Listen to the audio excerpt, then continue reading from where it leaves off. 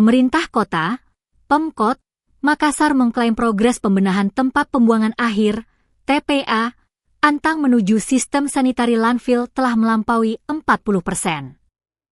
Penimbunan menggunakan material cover soil terus dilakukan sebagai bagian dari upaya mengakhiri praktik open dumping yang tidak lagi diperbolehkan. Wali Kota Makassar, Munafri Arifuddin alias Api, mengatakan transformasi tersebut merupakan tindak lanjut atas ketentuan pemerintah pusat yang mengharuskan pengelolaan sampah beralih ke sistem yang lebih ramah lingkungan. Sudah menuju di atas 40% penimbunannya. Area yang lebih curam sementara masih menjadi lokasi penampungan sampah yang dibawa truk pengangkut, ujar Api saat meninjau TPA Antang, Selasa 9 Juni. Menurutnya, metode sanitary landfill dilakukan dengan menutup timbunan sampah menggunakan lapisan tanah sehingga mampu mengurangi pencemaran lingkungan, bau, dan risiko penyebaran air lindi.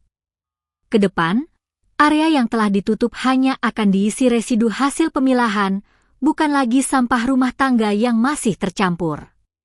Sanitary landfill ini membutuhkan cover soil sehingga seluruh area TPA tertutup dengan material timbunan.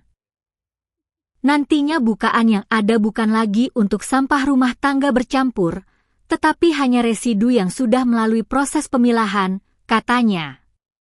Api menegaskan pembenahan TPA tidak akan efektif tanpa penguatan sistem pemilahan sampah dari sumbernya.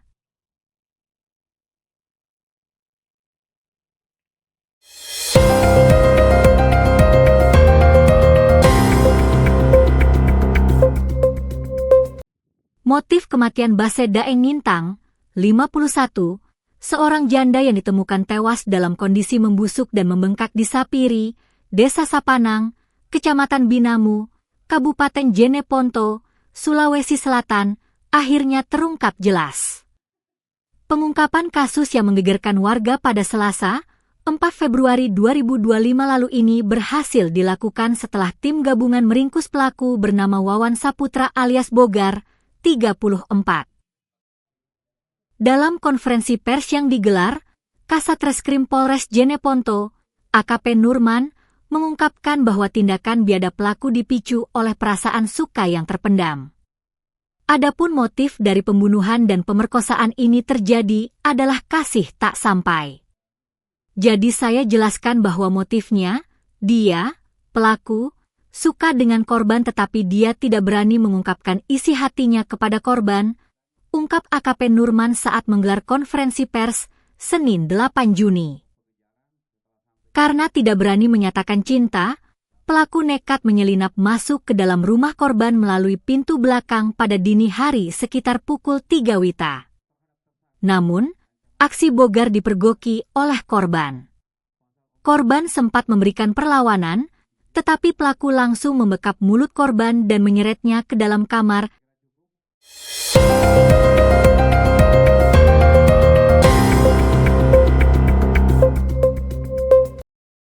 Seorang pengendara motor dilaporkan tewas setelah menjadi korban dugaan tabrak lari di Jalan Poros Takalar, lingkungan Kalapo, Kelurahan Mangadu, Kecamatan Mangara Bombang, Kabupaten Takalar, Sulawesi Selatan pada Selasa 9 Juni dini hari. Detik-detik insiden maut tersebut sempat rekam oleh kamera pengawas, CCTV, milik salah satu restoran di area Rest Mangadu. Berdasarkan rekaman CCTV, sebuah sepeda motor yang bergerak dari arah selatan, Jeneponto, menuju utara, kota Takalar, tampak ditabrak dari arah belakang.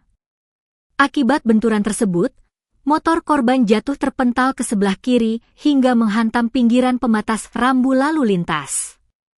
Kanit Laka Lantas Polres Takalar, Ibda Susanto, membenarkan adanya insiden kecelakaan lalu lintas yang merenggut nyawa seorang pengendara tersebut.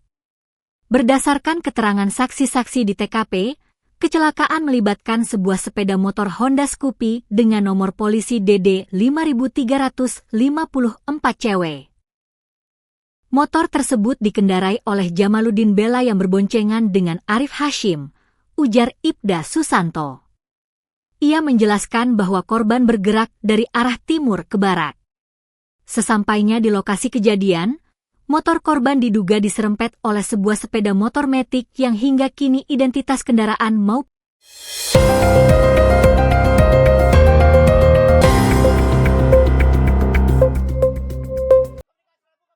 ratusan warga desa Laikak kembali menghadang mobil dinas Bupati Takalar, Firdaus Manye di area kantor DPRD Takalar pada Senin 8 Juni. Hal itu dilakukan warga yang menolak rencana pembangunan kawasan industri dan pelabuhan di Desa Laikang, Kecamatan Mangara Bombang.